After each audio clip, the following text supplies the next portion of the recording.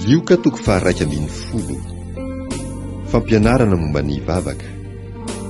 Lioka toko faha 110, andininy voalohany ka hatramin'ny fahatelo ambin'ny folo. Ary Jesosy nivavaka tao amin'ny fitoerana iray, ka rehefa nitsahatra izy, dia hoy ny mpianana anankiray taminy: Tompoko, mampianarana hivavaka tahaka ny nampianarany Jaona ny mpianany. Ary hoy izy taminy: raha mivavaka ianareo dia ataovy hoe: Ray ô, ho amasinina ny eny anaranao, ho tonga ny eny fanjakanao, omeo anay isan'andro izay hanina sahaza ho anay, ary mamela ny elokay, fa izay koa mamela izay rehetra mimeloka aminay, ary aza mitondra anay ho amin'ny fakam-panahy.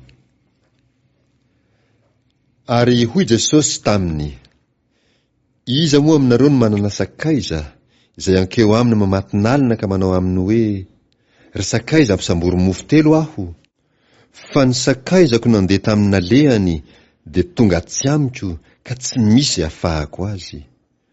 Ary ilay ao an-trano kosa hamalika anao hoe: aza manahirana fa efa mihidy ny varavarana izao, ary ny zanako mandray tao am-pandriana eto amiko, tsy afaka hifohany mianao aho. Hoy izaho aminareo, na dia tsy hiainga hanome azy noho ny fisakaizana aza izy, dia hifohy ihany izy noho ny fitaraina ny fatratra ka hanome azy izay ilainy. Ary hoy izaho aminareo, mangatà dia omena ianareo, mitadiava dia hita ianareo, dondomy dia hovoany ianareo. Fa izay rehetra mangataka no mahazo, ary izay mitady no mahita, ary izay mandondona no hovoana. Fa iza moa aminareo izay ray rangatahany zanany mofo no hanome azy vato, ary rangatahany hazan-drano no hanome azy menarana ho solony hazan-drano, ary rangatahany atody no hanome azy maindroka? Koa ianareo na dia ratsy aza mahalala hanome zavatsoa ny zanakareo, tsy maika va ny ray izay any an-danitra no hanome ny fanahy masina ho an'izay mangataka aminy? Iza no mahay mandroaka ny Satana? Lioka toko faha 110, andininy faha 420 ka hatramin'ny faha 20. Ary Jesosy namoaka deminy mona, ary rehefa nivoaka ny deminy dia niteny ilay mona, ka dia gaga ny vahoaka. Fa hoy ny sasany: Belzebuba alohan'ny deminy no amoahan'ny deminy. Fa ny sasany kosa nakafana azy ka nangataka famantarana taminy avy any an-danitra. Fa izy nahalala ny heviny dia nanao taminy hoe: ho foana ny fanjakana rehetra izay miady ao an-trano, ary ho rava ny ankohonana izay miady ao an-trano. Ary raha Satana koa aza no miady an-trano, ahoana no haharetany fanjakany? Fa hoy ianareo, Belzebuba no amoahako deminy. Fa raha izaho mamoaka deminy amin'ny herin'ny Belzebuba, dia amin'ny herin'iza kosa no amoahan'ny zanakareo azy? Koa amin'izany dia ho mpitsara nareo reo. Fa raha ny rantsan-tanan'Andriamanitra no amoahako ny deminy, dia tonga aminareo tokoa ny fanjakan'Andriamanitra. Raha ny mahery ny vonina amin'ny fiadiny no miaro ny tranony, dia tsy haninona ny fananany. Fa raha avy kosa izay mahery noho izy ka mandresy azy, dia alainy ny fiadiny rehetra izay nitokiny, ary izay azo no babo dia zarainy. Izay tsy momba dia manohitra, ary izay tsy miara-mamory amiko dia manahaka. Raha mivoaka amin'ny olona ny fanahy maloto, dia mandeha mitety ny tany tsy misy rano izy, mitady fitsaharana. Ary rehefa tsy mahita, dia hoy izy: ody any an-tranoko izay nivoahako aho. Ary noho ny tonga izy dia hitany fa voafafa sy voavoatra ny trano. Ary dia mandeha izy ka mitondra fanahy 7 hafa koa, ratsy noho izy. Dia miditra ireo ka mitoetra ao, ary ny faran'izany olona izany dia ratsy noho ny voalohany.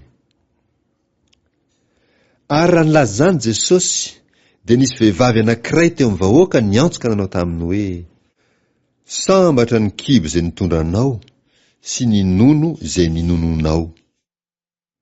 Fa izy nanao hoe: eny tokoa, kanefa maika sambatra aza ny miaino ny tenin'Andriamanitra ka mitandrina izany.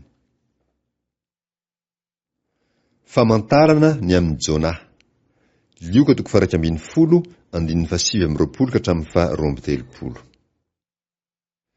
Ary raha mbola niangona ny vahoaka betsaka dia nilaza hoe izy, ity taranaka ity dia taranaka ratsy, mitady famantarana izy, nefa tsy isy famantarana omena azy afa-tsy ny famantarana ny amin'ny Jona.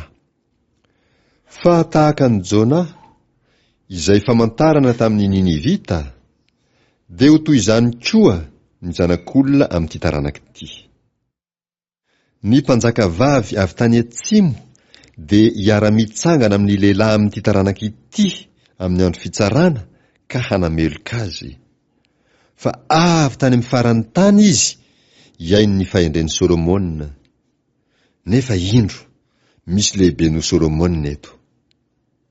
Ny olona tany Ninive hiara-mitsangana amin'ity taranaka ity amin'ny andro fitsarana ka hanameloka azy, fa izy nibebaka tamin'ny nitorian'i Jona teny. Nefa indro misy lehibe no Jona eto. Ny masonao no jiro ny tenanao. Lioka 2:17, 17-20. Tsy misy olona mandrehitra jiro ka mametraka azy ao an-davaka na ao ambanin'ny vata famarana, fa apetrany eo amin'ny fanaovan'ny jiro izy mba ho hitan'izay miditra ny mazava. Ny masonao no jiro ny tena, ko raha tsara ny masonao dia mazava ny tenanao rehetra, fa raha ratsy izy dia maizina koa ny tenanao. Ko tandremo fa andrao maizina ny mazava izay ao anatinao. Ary amin'izany, raha mazava ny tenanao rehetra ka tsy misy maizina, dia hazava avokoa izy rehetra tahaka ny jiro raha mirehitra tsara ka manazava anao. Loza ny fariseo sy ny mpahay lalàna. Lioka 2:11, 7-20. Ary raha mbola niteny Jesosy dia nisy fariseo nampiatrano azy hisakafo ao aminy. Dia niditra izy ka nipetraka nihinana. Fa gaga ilay fariseo raha nahita fa tsy nisasa izy vao nihinana. Fa hoy ny tompo taminy, ankehitriny ianareo fariseo dia manadio ny vono kapoaka sy ny lovia, nefa ny ao anatinareo kosa dia feno rombaka sy faharatsiana. Ry adala, tsy izay nanao ny vono va no nanao ny atiny koa, fa ny zavatra eo anatiny no aoka omenareo ho fiantrana, dia indro madio ho anareo ny zavatra rehetra. Fa loza anareo fariseo, fa mandony fahafolon'ny solila sy ny rota ary izay anana famboly rehetra ianareo, nefa lalova anareo ny fitsarana sy ny fitiavana an'Andriamanitra. Ireto tokony ho nataonareo, nefa tsy tokony havelanareo ireroana. Loza anareo fariseo, fa tia ny fipetrahana loha amin'ny sinagoga sy ny fiarahabana ny an-tsena ianareo. Loza anareo, fa ianareo dia tahaka ny fasana tsy hita, ka tsy fantatry ny olona izay manitsaka azy. Ary ny anankiray tamin'ny mpahay lalàna namaly ka nanao taminy hoe, mpampianatro, raha miteny izany ianao dia manala baraka anay koa. Fa hoy Jesosy, loza anareo mpahay lalàna koa, fa mampitondra ny olona entana sarotra entina ianareo, nefa tsy manendry izany entana izany akory ianareo, na dia amin'ny rantsan-tananareo ray aza. Loza anareo, fa manao ny rarivato-pasany mpaminany ianareo, nefa ny razanareo ihany no namono azy. Dia vavolombelona ianareo ka manaiky ny asan'ny razanareo. Fa izy no namono azy, ary ianareo kosa manao ny rarivato-pasany. Koa izany no nanambarany fahendren'Andriamanitra hoe, aniraka mpaminany sy apôstôly any aminy aho, ka ny sasany hovonoiny, ary ny sasany enjehiny, mba hadinina amin'ity taranaka ity ny rany mpaminany rehetra izay nalatsaka hatramin'ny nanorenana izao tontolo izao, dia hatramin'ny rany Abela ka hatramin'ny rany Zakaria, izay novonoina teo anelanelan'ny alitara sy ny tempoly. Eny, lazaiko aminareo marina tokoa fa hadinina amin'ity taranaka ity izany. Loza anareo mpahay lalàna, satria nalainareo ny fanalahidin'ny fahalalàna, ianareo tsy niditra ary zay te hiditra dia nosakana anareo.